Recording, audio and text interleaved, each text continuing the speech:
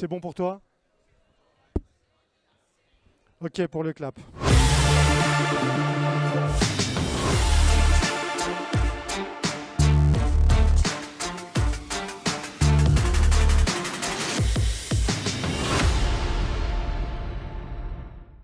Mesdames et messieurs, bonjour bienvenue pour cette troisième conférence de la journée.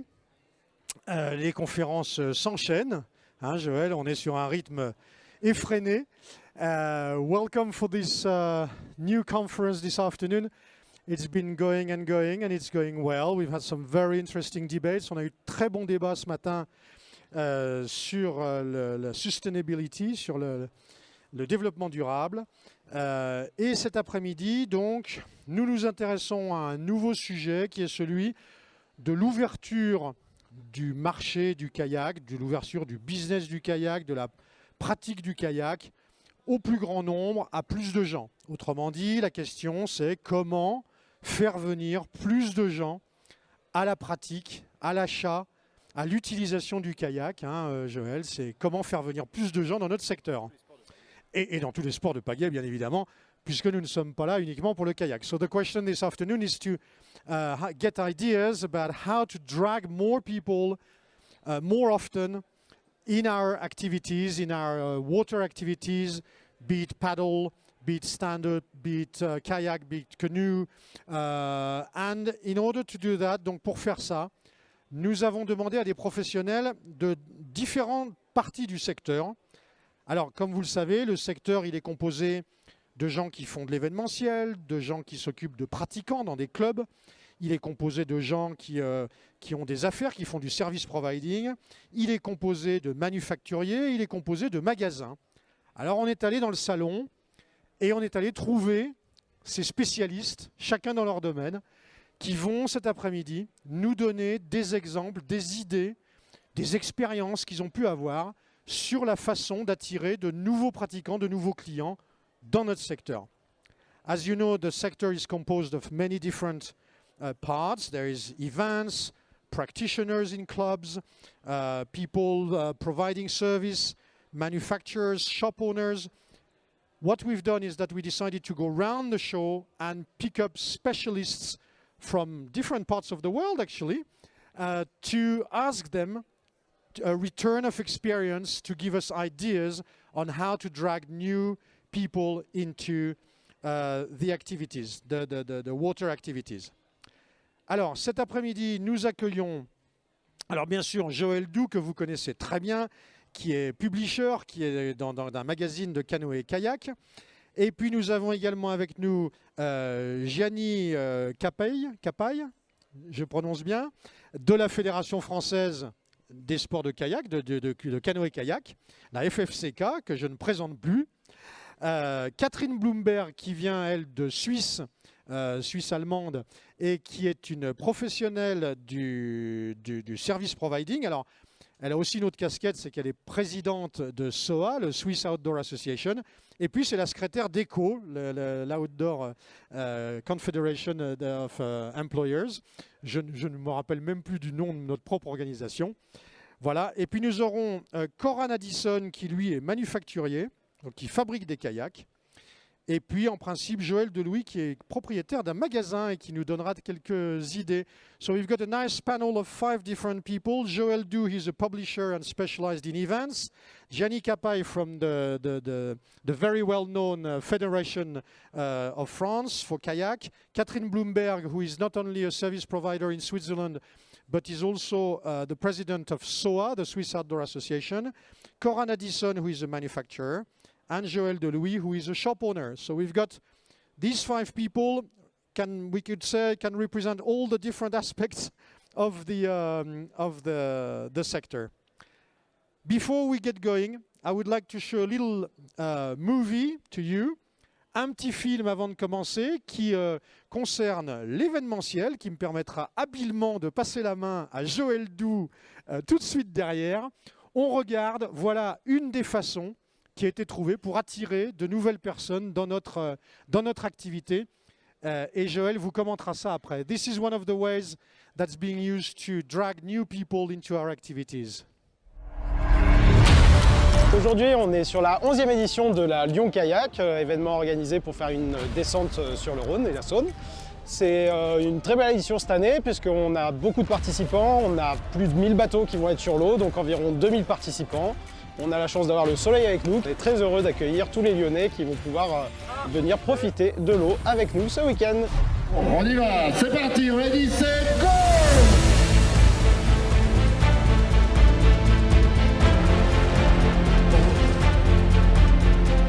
Salut, on fait la Lyon Kayak depuis 2012 et on adore le concept, c'est ultra familial, on passe trop un bon moment à chaque fois. De cette pierre roulière. 21 km, 2 Et on va heures. vous inviter 2 heures.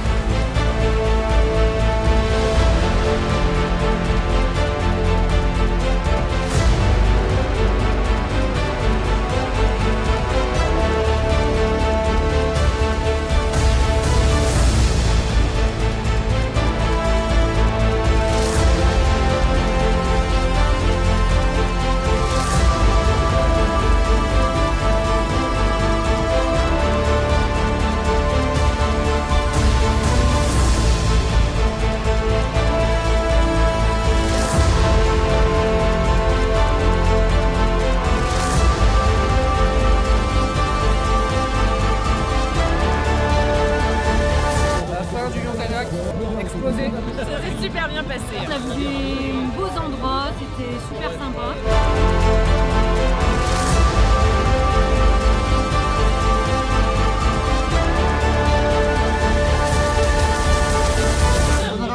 On reviendra. Alors rendez-vous l'année prochaine. Allez, wouh!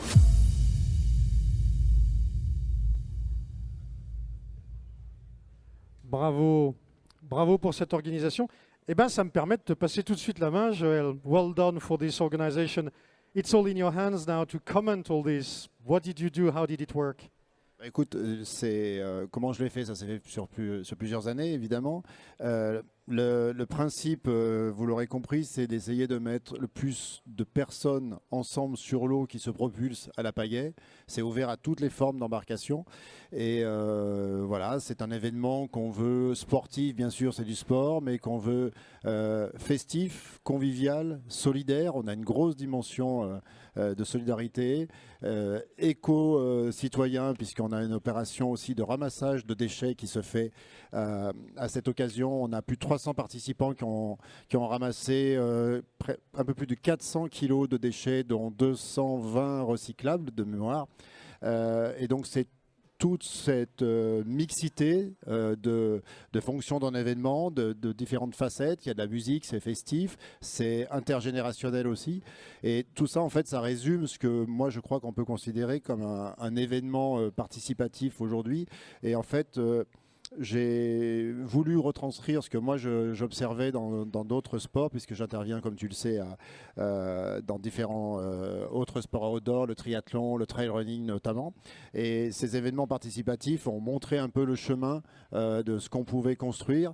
Et à mon sens, c'est aussi ces événements qui sont porteurs. C'est pour ça qu'on en parle aujourd'hui. C'est pas juste pour faire la com de la Lyon Kayak, évidemment. C'est parce que je crois que ça peut être très porteur du développement d'un sport. Et il est évident pour moi que si l'UTMB n'avait pas existé, eh bien, on parlerait moins de trail running. Je ne dis pas que ça n'existerait pas. Si l'Ironman n'avait pas existé, on ne rêverait pas tous peut-être un jour de faire un triathlon, etc. etc. Donc pour moi, l'événementiel participe du mouvement qui peut contribuer à la promotion d'un sport et d'un mouvement sportif. Voilà. It was a big event. Alors, c'était la première édition, non? Non, c'était la 10e édition de cette forme-là. So it's the 10th edition, and obviously this event is based upon different aspects, whether be it green aspect, because you told us you picked up 400 kilograms of rubbish, you organized a big pickup. It's a social event, it's a sporty event, it's a party event, of course. And at the end of the day, it's the combination of these things that makes it today able to regroup 2,000 people and to make them keen to participate even more to anything that's got a paddle in the hand. So it's a very good example. Very good example. Merci Tu veux peut-être faire d'autres commentaires sur cet Aucun événement? commentaire, je pense que ça peut lancer le débat et c'est Bien une sûr. des facettes qu'on peut aborder, imaginer pour faire entrer, connaître une pratique, la développer, parce que cette notion de donner envie, c'est aussi ça, il faut donner envie et puis il faut aussi mettre dans les mains cette pagaie dont tu parles. Pas si évident, parce que nous, un des facteurs clés de la réussite, ça a été le moment où on a été capable de mettre un site web et une inscription en 3 clics pour pouvoir réserver son kayak ou son canoë, parce que là, on est aujourd'hui rendu à louer cette année 585 kayak biplace, et donc ça veut dire qu'il y a un peu plus de 1000 personnes qui ont eu accès à cette activité, qui n'avaient pas bien sûr de bateau, mais on a pu leur donner envie et les moyens de participer. Voilà. Joel explains that in detail the idea is to, he uses the word implement the need in people's mind. That's a very good, c'est une très bonne image. On met la petite graine, you implement the need in people's mind, and it makes people think, gosh, this was a good experience, let's do it again. And if I hear well, you gave away 585 boats, so 1,000 people, 2 places, so 1,000 people discovered the activity during, voilà, donc 1000 personnes, 1,000 people who discovered the activity for the first time and somewhere. So, you know, it's possible to do in Lyon, but it's also possible to do in Ardèche, or maybe in Slovakia, or maybe in Hungary, or maybe in the UK, or anywhere.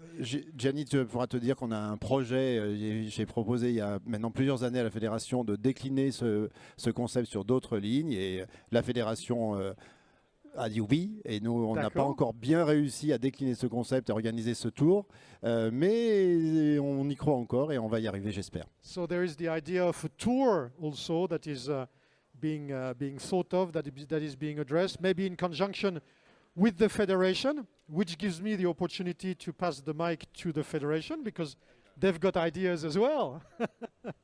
Voilà, Gianni, donc proposition d'un tour. Avant que tu nous parles de ta propre façon de trouver de nouveaux pratiquants. Tout à fait. Bonjour à toutes et tous. Merci pour votre invitation.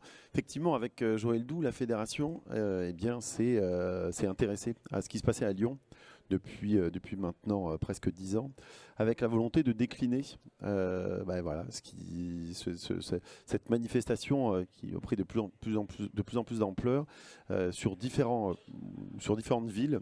L'idée de redécouvrir, d'utiliser en fait le canoë-kayak pour redécouvrir des centres urbains. Donc ça commence par Lyon. On a quand même commencé à le faire à Vers-sur-Marne, puisque dans le cadre de notre événement de retour des Jeux, on a initié à Vers-sur-Marne, qui sera le site du canoë-kayak et de l'aviron pendant les Jeux Olympiques.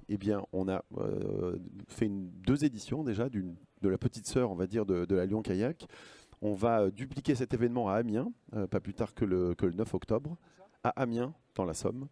L'idée étant justement de se servir de ce type de manifestation pour toucher des pratiquants occasionnels. On estime qu'il y a entre 2,5 millions et 3 millions de pratiquants occasionnels par an en France qui ne sont pas dans nos fichiers, ou qui ne sont pas dans nos radars. C'est l'occasion justement de les accrocher. Et à partir de là, c'est ce que je vais dire juste après ta traduction, on a justement, avec cet objectif de fédérer l'ensemble des pratiquants, on a petit à petit agrégé toujours plus de licenciés, ce qui nous a amené en à peu près 5 ans à passer de 40 000 licenciés qui étaient essentiellement basés sur la compétition, qui étaient des compétiteurs, à près de 300 000 qui justement sont venus pour découvrir la pratique des sports de pagaie autrement qu'à travers la seule compétition. So a comment from the federation, from Gianni, about the fact that yes, indeed, this sort of event is a very nice way to get people to move into the activity. And so much so that not only in Lyon, but apparently you are preparing something in Amiens, which is another French town. And it will be the opportunity. These events allow to motivate 2 to 3 million people, all in all, who are occasional practitioners to try again, and so to get hooked into the activity. So it has an effect that is not marginal. Now, Gianni, maybe you've got your own ways to find new practitioners. Can you tell us? Well, can you tell the professionals how you operate to drag new people into the activity? Donc pour parvenir justement à augmenter notre zone d'achalandise et de réussir à toucher de nouveaux publics, on s'est dit comment réussir à aller sur leur terrain de jeu, sur voilà, leur lieu de pratique. Encore une fois, beaucoup de pratiquants occasionnels. L'un des axes que nous avons développé, c'était à travers les applications. On sait qu'à travers les applications mobiles, on arrive à toucher un très large public. Et je vais donner deux exemples un peu majeurs de ces applications. La première, c'est Canoego, qui est en quelque sorte le Airbnb de la réservation de créneaux et de pratiques, de découvertes et de pratiques de sport de pagaie, puisqu'on est bien au-delà simplement du canoë-kayak, on est sur l'ensemble des disciplines de pagaie. C'est très simple, en un clic, vous pouvez visualiser les clubs ou les sites de pratique sur un territoire. Vous avez accès aux tarifs, vous avez accès aux horaires qui permettent un encadrement voilà, pour X nombre de personnes, et vous pouvez réserver votre créneau. Donc là, monsieur, madame, tout le monde peut tout à fait et facilement réserver un créneau. So first technique of the federation was to decide to go and reach out for people where they are on their which is at home, and so they've developed an app, a specific app called Canoë Go. Very simple to remember, even I remember it. Canoë Go. It's sort of the Airbnb of the canoe. So it's one click, and you can find the various clubs, the various events, the various sites, and move into it, and I suppose register and book yourself into any event. So that's your first, the first way to do it. Voilà, donc ça c'était une première voie que nous avons explorée. Une seconde voie à travers donc le rapprochement, on en a parlé ce matin à travers l'autre table ronde. On investit progressivement le champ du tourisme pour justement démontrer que le canoë-kayak, ça n'est pas uniquement la compétition, c'est ouvert à tout type de pratiquants. Et on est allé donc sur le terrain de la labellisation de sentiers de pratique qu'on a labellisés sous l'appellation de sentiers nautiques. Là aussi, extrêmement simple, identifier donc sur l'ensemble du territoire national des sites, des sites qui soient à la fois intéressants et de valeur pour venir pratiquer, là aussi de façon sécurisée avec un encadrement on va dire adapté, et également découvrir ou redécouvrir des équipements patrimoniaux intéressants, que ce soit voilà, des zones naturelles, que ce soit, puisqu'on est en partenariat sur ce projet avec notre partenaire EDF, des anciens barrages désaffectés ou autres. L'idée étant de mêler donc activités sportives, activités touristiques et également activités culturelles. So another way that the federation has identified is to address the touristic environment, the tourism and leisure environment, with the creation of a label of what they call, well, it's in French, but in English it would sound something like nautic path. And the idea being of creating a reference of good places to practice, safe places to practice, with signposts and with references, and possibly attract newcomers into the practice. Et alors, Gianni, ces deux idées, ces deux essais, ces deux coups dont tu nous parles, est-ce que vous avez une petite analyse des retours? Est-ce que vous avez une idée des volumes générés? En gros, est-ce que ça marche? Alors, on est au début des expérimentations. On n'a pas suffisamment de recul pour mesurer l'impact. Ce qui est sûr, c'est que, et c'est ça qui est intéressant, ces deux exemples et ces deux dispositifs ont conduit nos structures à réinterroger leurs pratiques. Encore une fois, elles étaient essentiellement et surtout centrées sur la pratique de compétition.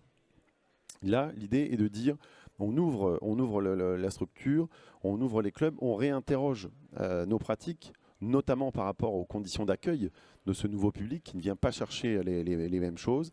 Alors, on est plus, parfois, face à une pratique de type consumériste, de consommateurs. Il faut apprendre à accepter que de nouvelles demandes arrivent et s'organiser en conséquence. Donc forcément, il y a c'est une petite révolution culturelle qui a été initiée au sein de nos clubs. The interesting aspect of these two trials, if we can call them trials, is not so much in the numbers, because they haven't had enough years behind them to count the number of possible new participants. But effectively, the good thing about it is that it made the federation ask itself about its mission, its position, and its ability to generate interest towards new clientele. So it's more, so far, it's more a cultural, I would say, if we can talk, yeah, we can talk about culture, a cultural benefit, and you don't know yet the numbers, but I'm sure it will come. Et un troisième exemple, oui, troisième exemple. Les multiplier, les actions qu'on cible vers les jeunes et notamment le public scolaire. On sait que le canoë-kayak est une discipline avec une forte valence éducative et pédagogique. On a nous-mêmes en France développé le système des pagaies couleurs, donc comme pour le judo, comme le judo a ses systèmes de couleurs de ceinture, on a des systèmes de couleurs pour nos pagaies, avec une possibilité justement de progresser dès le plus jeune âge. Et par rapport aux jeunes, on a développé donc sur ce volet-là à la fois un volet spécifique de pagaies couleurs jeunes, avec notamment des livrets éducatifs, Nirveli, qui permettent à des jeunes à la fois de s'initier à la pratique, mais aussi aux questions environnementales et on va dire à l'écosystème de la pratique du canoë-kayak. Et on a également développé auprès des collectivités locales des sessions, des activités, enfin des sessions d'initiation à la pratique du canoë-kayak en lien avec le personnel éducatif pour là aussi aborder certes on va dire la pratique en elle-même, mais également le volet environnemental et tout ce qui peut tourner autour des questions liées à la pratique. A third axis of their investigation of a new market is to address the youth, the youth and the scholars in schools, and of course it's got a highly educative aspect, and in particular to the environment. So that's one side, and in order to help themselves address these new types of practitioners, very young.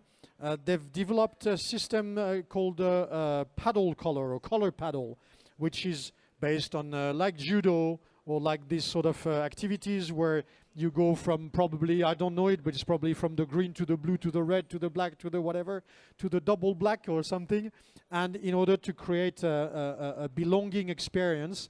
And so that's the idea that the Federation has developed over the last years. Very good. Tu as peut-être...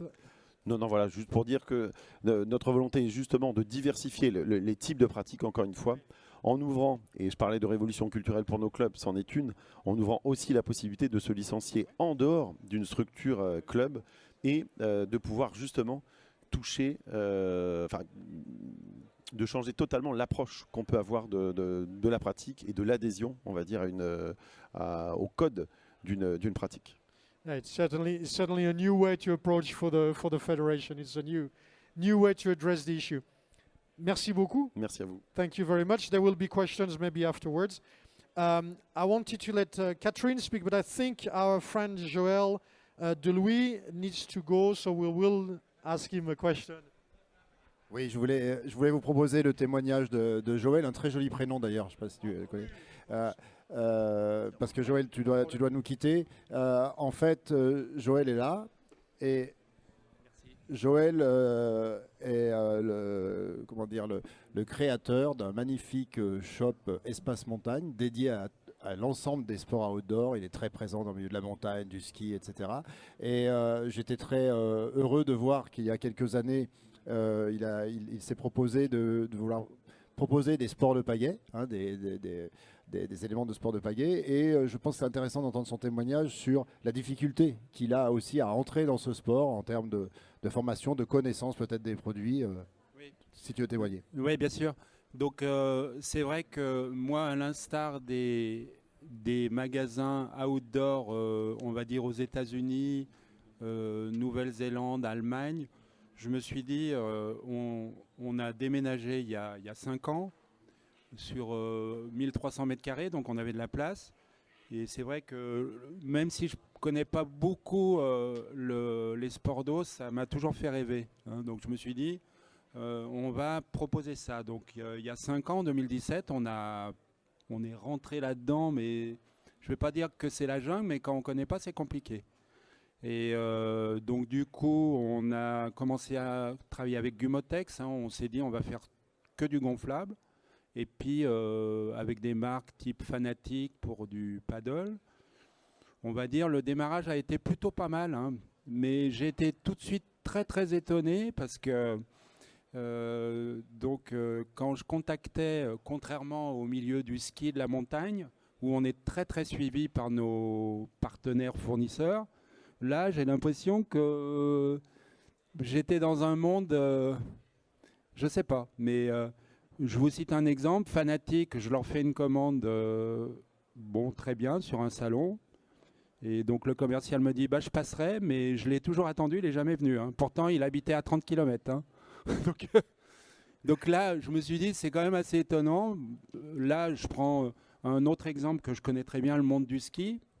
Attends, alors je vais pardon, oui, simplement un petit mot pour hein. situer pour nos amis. Non, c'est pour nos amis qui parlent l'anglais. Sorry. Alors, Joël Delouis is a shop owner in Lyon, and he comes from the mountain background, and he opened up to the paddle sports, and realize, and that seems to be a bit of a specificity of the maybe the manufacturers will be able to talk about it, because newcomers means newcomers in clientele, but also newcomers as professionals, and the relationship with the supplier seemed to be a bit more complicated than with other things like mountain or skiing, and that's what you were commenting at the moment.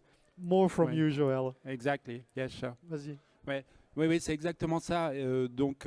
Nous, c'est vrai que je prends une petite marque de ski qui va peut-être vouloir nous vendre 10 paires de skis. Le commercial, on va le voir 4 fois, 5 fois. Il vient, il essaye.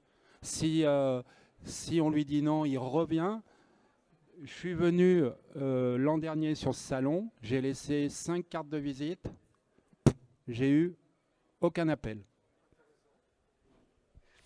Interesting.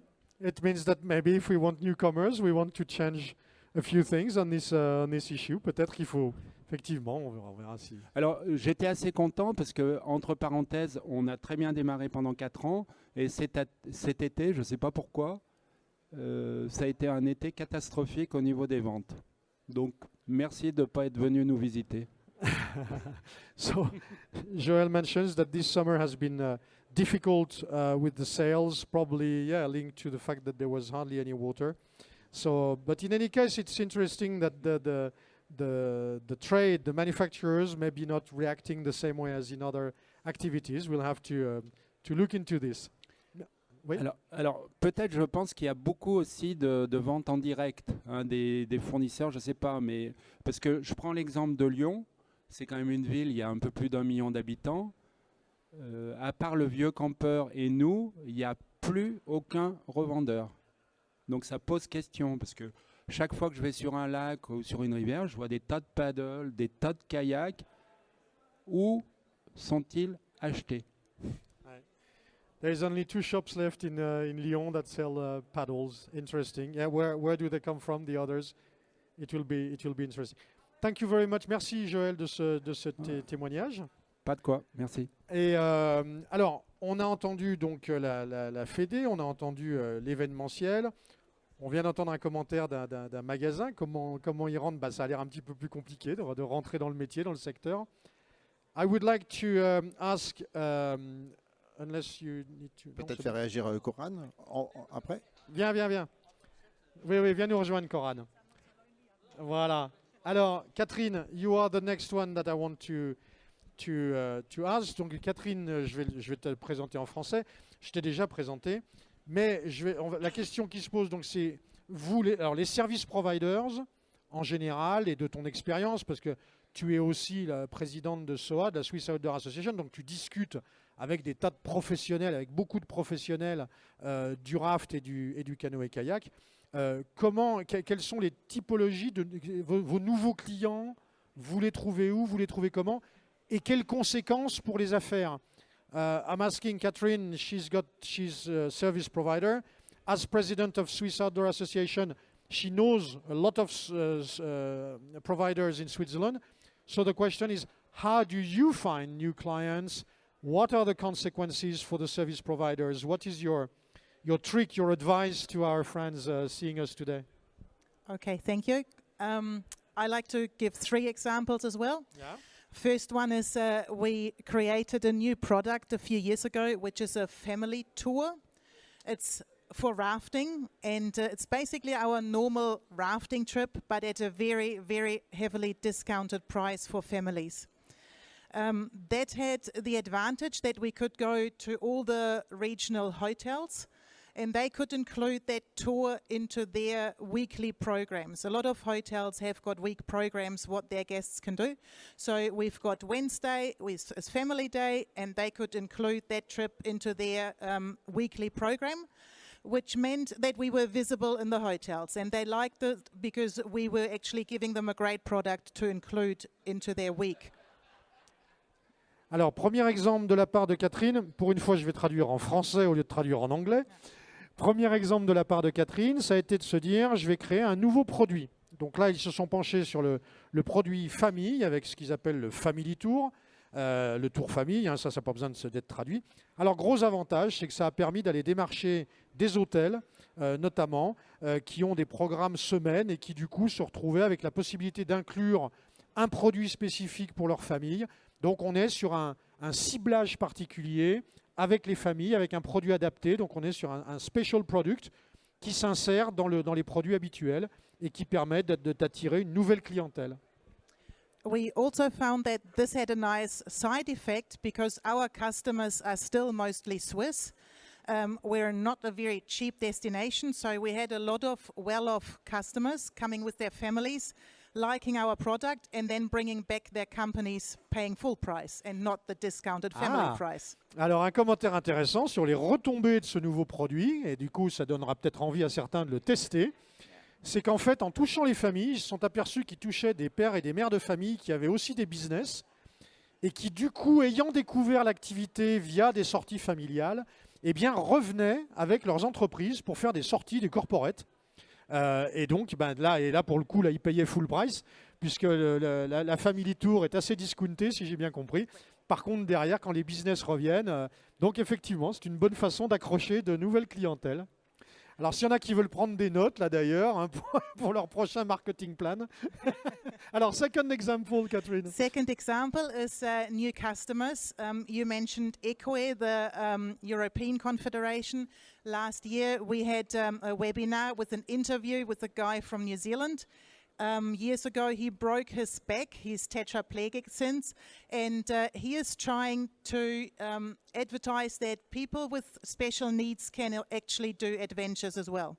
So over the last summers, our company has given some thought to that, and we've been taking people rafting that normally we probably would have said no to.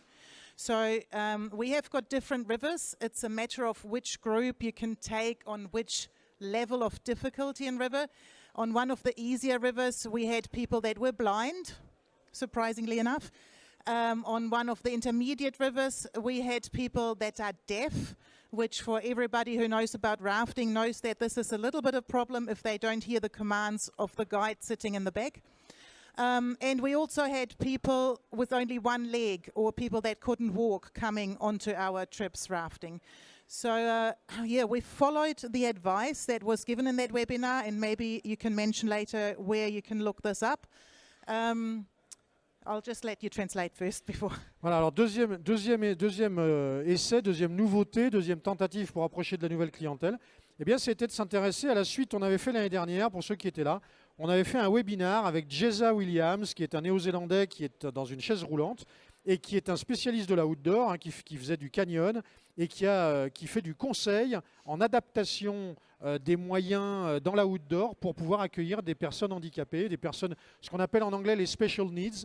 Et en fait, Catherine, avec son entreprise, ils ont suivi cette idée et ils se sont lancés dans l'accueil de clients avec des special needs. Alors ça a été aussi bien des aveugles que des sourds, des unijambistes, des personnes handicapées, des membres inférieurs. Alors évidemment, ça a demandé des adaptations en termes d'itinéraire, de choix de rivière, probablement de formation du personnel, staff training as well, maybe adaptation of some equipment, d'adaptation de certains équipements. Mais en tout cas, c'est une formule qui a été positive d'après ce que nous dit Catherine. So we haven't bought any special equipment yet. We're thinking about that, but we haven't done so yet so far.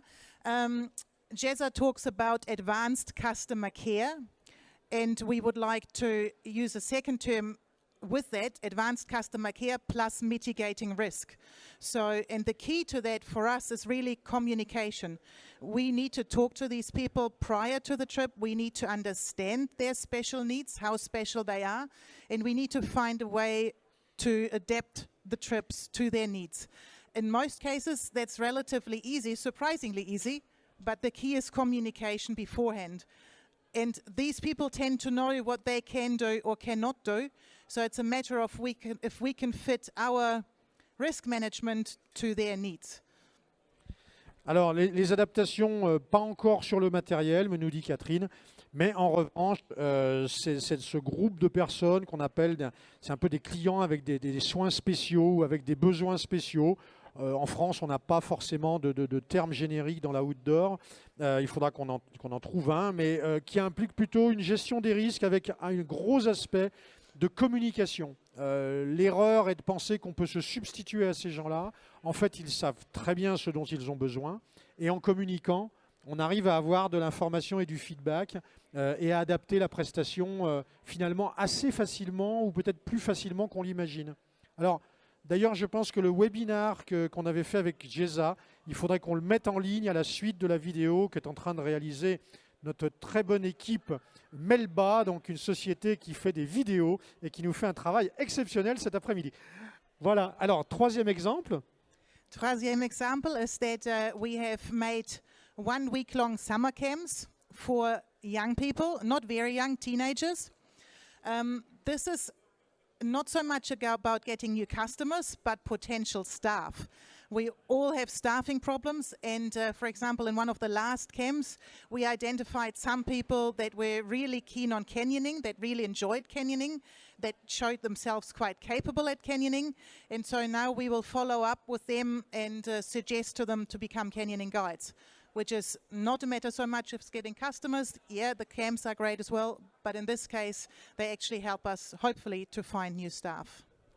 Et donc, troisième piste de recherche pour Swiss River Adventures, eh bien, ça a été l'organisation de Summer Camp, avec la possibilité pour les participants de se convertir en futur staff.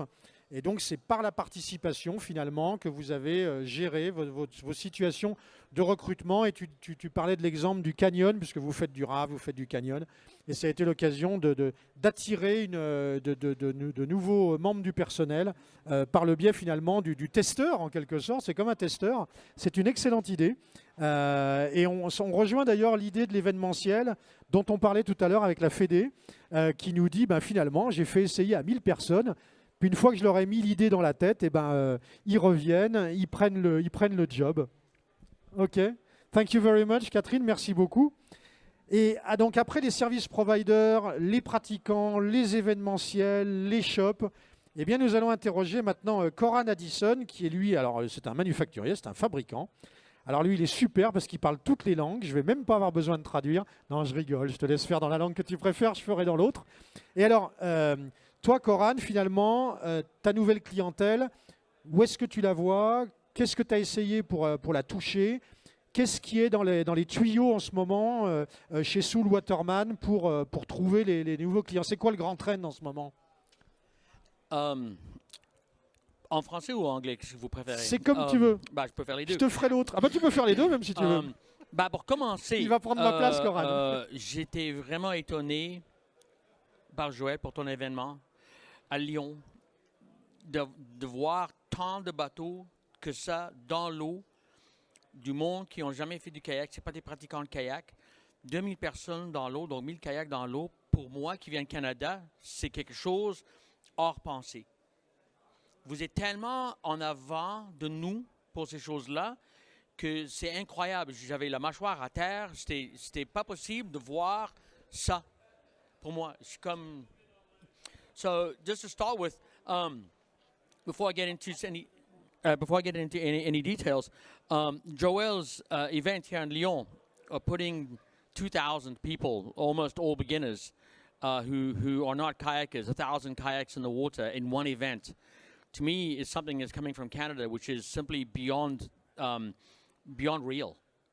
It is just unthinkable that to have such an enormous participation in an event from almost everyone being a non-pratiquant, a non-user, non-participant in the sport of paddle sports. It's amazing. Absolutely incredible. So I'm very focused on whitewater, which is a very, very, very tiny part of a very, very, very small industry, to put this plainly. But our focus, obviously, from my perspective, is I want to see the next generation of people coming into the sport of kayaking. We were very, very selfish. All the way through the 90s, my generation of paddlers, well, the generation before me in the 80s and the 70s, they put a huge amount of effort into bringing new people into the sport. And you had adults teaching adults to kayak. And the 90s came along, and we learned from the generation before us, and the only thing we thought about was ourselves. And we didn't bring anybody into the sport. And when my generation sort of retired from kayaking, there was a giant vacuum, and there was nobody left. And somewhere around 2004, 2005, the sport of whitewater kayaking just evaporated. Poof, gone. Just like that, overnight. From something around 50,000 sails a year to under 10,000. Donc, moi, je suis le focus de mon compagnie, c'est le kayak d'eau vif, qui est un petit partie d'un petit sport, le kayak. Donc, c'est vraiment rien du tout. Mais par contre, c'est mon focus à moi. Et moi, je viens d'une génération qui avait appris le kayak, d'une génération des années 70 et 80, qui apprenait, c'est des adultes, qui apprenaient aux d'autres adultes comment faire du kayak. Et nous, qui avions bénéficié de ça dans les années 90, on a appris le kayak à personne. On était focus complètement sur nous-mêmes. On faisait du kayak sur nous-mêmes. Et quand nous, on a pris la retraite, il n'y avait plus rien. Et le marché de kayak d'eau vive, à partir d'à peu près 50 000 ventes de kayak annuelles globalement, à moins de 10 000 en 3-4 ans. Boum, parti. Ah oui, 5 fois. Oui, c'était incroyable. On est passé de 50 000 à 10 000. Il y a d'autres facteurs. Il y avait l'économie de 2008. Enfin, c'est quand même. Oui. 50 000 à 10 000, c'est pas pour rire, quoi. Oui. Donc, il y avait d'autres facteurs, mais quand même, c'est incroyable. So, my focus now has been on the youth. And I've looked a lot at sliding sports, sport de glisse. You look at snowboarding, you look at skiing, you look at ski centers and what they do. And they're putting children 2-3 years old on skis. And they're introducing them to the sport that young. And it is completely acceptable. There's nothing attached to it. Nobody looks at you funny when you put a 2-year-old on skis and you take him to a ski area. It is normal. It is accepted. And I use that as a basis for what I felt we should be doing in kayaking. Let's not waste our time trying to teach 22-year-olds to paddle. Let's get them when they're 2 and bring them into the sport. Donc, moi, ce que j'avais fait, c'est que j'avais regardé ce qui se fait dans d'autres sports, notamment les sports de glisse, donc le ski, le snowboard. Et dans ces sports-là, c'est complètement normal de mettre un enfant de 2 ans sur un paire de skis. Il n'y a pas personne qui regarde de travers, qui dit « Mais qu'est-ce qu'il fout, ce gars-là, de mettre un enfant de 2 ans sur des skis? » C'est normal. Et on avait utilisé ça comme base pour dire dans le kayak, regarde, on ne va pas perdre notre temps à amener du monde de 22-25 ans dans le kayak. On va aller directement aux enfants de 2 ans. On va les introduire au kayak jeunes comme ça et on va commencer à 0 comme ça. On va les monter de même. So I started this about 5 years ago, and I'm not the first to do it. Other people have been doing it, of course, but it's become a focus of my company to bring these children into the sport. And I write articles for magazines, and I produce videos on social media to help other parents and other people bring sports in, to help clubs. There's a number of schools around the world who now use my videos that I have on YouTube in their training systems. So they're using the videos that I built mostly with my son. So I started my son paddling when he was 2 years old. And I've been filming the progression of my son, who is now 8 years old, who, as an 8-year-old, has been kayaking for 7 years. Think about an adult who's been kayaking for 7 years. I mean, they're a pretty proficient kayaker, right? Except it's different, because when they started 2 years old, and now they're 8 years old, they're still very much an intermediate paddler. Donc, le focus de ma compagnie a vraiment devenu de faire amener au sport, le développement du sport d'eau vive, par l'entrée des jeunes. Quand tu commences quelqu'un à 2 ans, et puis mettons mon fils par exemple, que j'avais commencé à 2 ans, là il y a 8 ans, donc ça fait 7 ans qu'il fait du kayak. Imagine donc, un adulte qui fait du kayak depuis 7 ans, ce sera quasiment un expert. Mais quand un enfant, c'est encore un débutant. Mais je la filme depuis le début. Je la filme quand il y avait 2 ans, 4 ans, 5 ans, 6 ans. Et on voit la progression. Toutes ces vidéos sont online. Et maintenant, il y a des clubs partout dans le monde et des écoles de kayak partout dans le monde qui utilisent mes vidéos pour enseigner leurs enseignantes et aussi pour enseigner des parents ou carrément des parents partout dans le monde. Ils regardent les vidéos pour savoir comment ramener leur enfant dans le sport. Les équipements sont adaptés. Quand moi j'avais commencé dans un bateau de descente qui avait 5 mètres de long avec une pagaie que j'étais pas capable de fermer la main autour.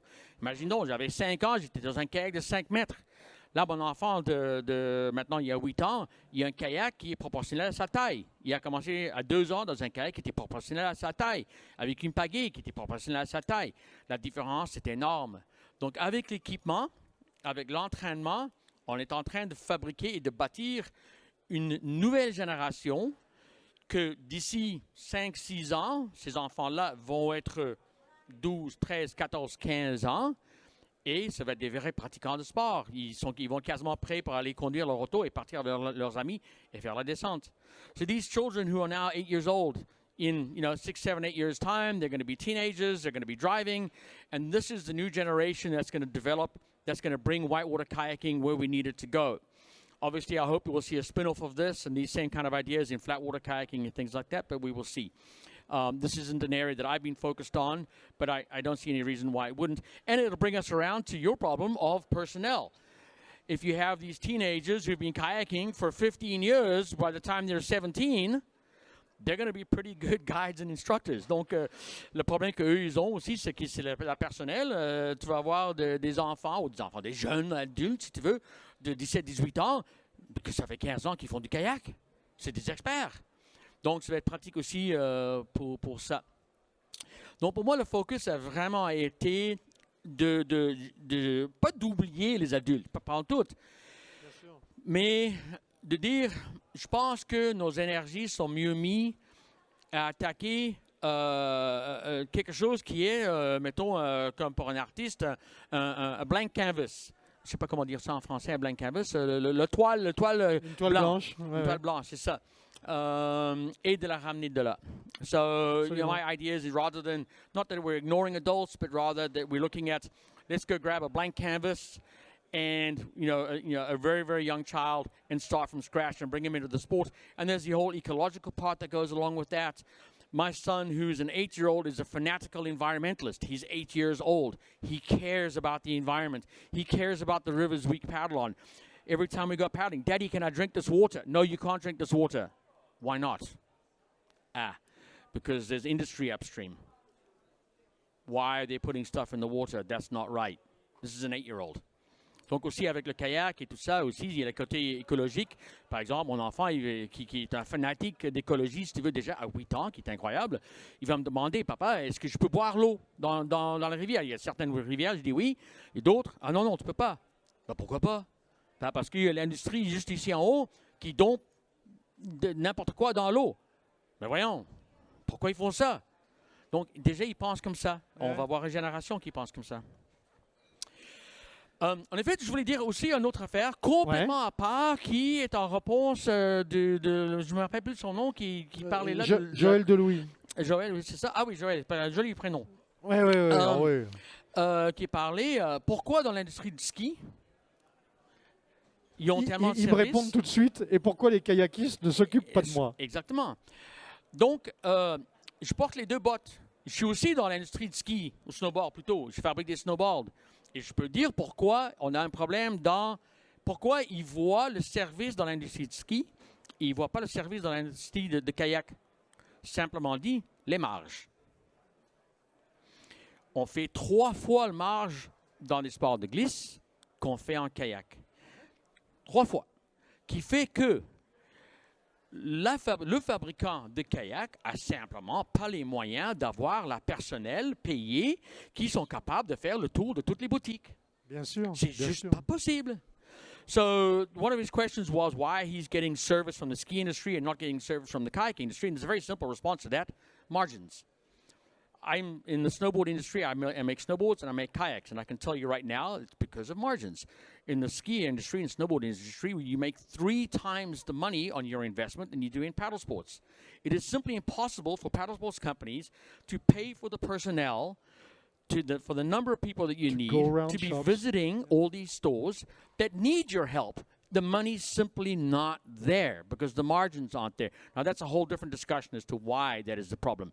But it is a fundamental basis of the problem underneath. Another problem as well, of course, is that it's easy to have 5 pairs of skis in the back of your truck. It's a lot harder to have 5 kayaks in your truck. Yes. Donc, un autre problème aussi, c'est juste la taille de l'équipement. C'est facile d'avoir 5 skis en arrière du camion, mais c'est plus difficile d'avoir 5 kayaks en arrière du camion pour les visiter. Et encore plus difficile avec des rafts et les sites on top sont encore plus grands. Et le problème, il devient de plus en plus grand. Mais c'est un gros parti du problème, pourquoi les services ne sont pas là. Et puis, la deuxième partie de son question, c'est qu'ils sont rendus maintenant avec 2 revendeurs de kayaks à la ville de Lyon, qui a plus que 1 million d'habitants. Ils voient des paddleboards partout dans l'eau et c'est pas aux autres qui les vendent. Ben, ils viennent d'où? Forcément, les ventes directes. Pourquoi les ventes directes? 2 raisons. 1, il y en a juste 2 revendeurs à Lyon, puis c'est pas assez. Et les marges. Les marges sont pas là. Comme fabricant, quand je vends mon kayak, un revendeur qui vend un client, j'ai fait 0 en vendre ça aux boutiques. Parce qu'il faut que je le vende quasiment à mon prix coûtant pour qu'il soit capable de vendre ça au public pour un prix qui a du bon sens. Mais quand je le vends direct, là, je fais mon marge. Donc, another part of the problem as well, unfortunately, is you've got a city like Lyon, which has 1 million people in it, and only 2 retail stores. But they're seeing all these paddle boards and kayaks on the water. Where are these things coming from? I didn't sell them. Where did they come from? And the bottom line is, again, it's back to the same problem, margins. When I sell to a store, I basically have to sell my product to the store for the same price that it cost me to make it, so that the store can make a margin and sell it to the end customer. If I make a profit, either he's not going to make a profit or the price is too high. So I don't sell it to the store. I sell it direct. And that's how I make my profit. And it's, again, the whole discussion on, well, why are the margins here and why are the retail prices so low and what can we do about it? That's a whole different discussion, which we don't have time for today. But I did want to address the things that he brought up because they are real problems in the growth of paddle sports. That sports like mountain biking, and mountain biking is a great example. I mean, they've got their own problems, right, mountain bikes. But you have $15,000 mountain bikes that cost $900 to make. Of that $15,000 bike that costs $900 or $1,000 or $1,500 to make, there's $2,000 in there per bike that is put aside towards marketing and publicity and service per bike. And they're selling millions and millions of these bikes. When it costs you $1,000 to make a kayak and you're selling it for $1,500 and the dealer's taking half of that, you got nothing. Demonstration made. Donc, juste un exemple de ça, c'est par exemple l'industrie de mountain bike, VTT. Tu as des vélos de 15 000 $, ce qui coûte 1 500 $ à fabriquer. Le revendeur, il prend la moitié de ça, mais le fabricant, quand même, il est capable de mettre 2000 pièces par bicycle de côté pour service, éducation, les démonstrateurs sur le marché en général. Il y a énormément de possibilités de grandir le marché et de grandir le sport parce que l'argent est là. Nous, ça nous coûte 1000 pièces pour faire un kayak, on vend pour 1500 pièces. Eux autres, ça les coûte 1500 dollars pour fabriquer un kayak qui vend 15 000 pièces. C'est pas compliqué. Okay, well, Coran, thank you very much for this explanation. Thank you very much for doing my job. Merci de ces explications. Merci pour les traductions On que peut je le n'ai faire en pas eu italien à aussi, faire. si vous voulez. Là. Eh bien, écoutez, je vais passer le micro à notre ami Joël qui va conclure. Eh bien, je vais conclure alors. Voilà, cet après-midi, on a donc eu du feedback de l'événementiel, des pratiquants, des service providers, des manufacturiers, des magasins. Je pense qu'on a fait un joli tour là en une petite heure avec des idées. We've had the help of event makers, practitioners, people, service providers, manufacturers and shops. They all gave us a few leads, a few ideas, a few experience return, a few feedbacks, and I would like to thank them very much for this. It will be of great help. I'm sure that some people here will take ideas. Je suis sûr qu'il y a des gens qui vont prendre des idées sur tout ça, et c'est fait pour d'ailleurs. C'est pour ça qu'on est là. This is the reason why we are here. Il ne me reste plus qu'à vous remercier de votre participation. Et puis, eh bien, demain, nous nous retrouverons mardi en fin de matinée pour une dernière conférence à midi sur la situation dans laquelle nous nous trouvons aujourd'hui. Donc, on aura d'autres intervenants. En attendant, je vous souhaite une très bonne soirée. Ce soir, il y a une grande fête du paddle show.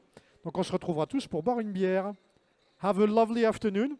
Thank you very much. Just one beer tonight, of course, for the paddle show party. Oui. Thank you very much. Merci, Coran. C'était super. Thank you, Catherine.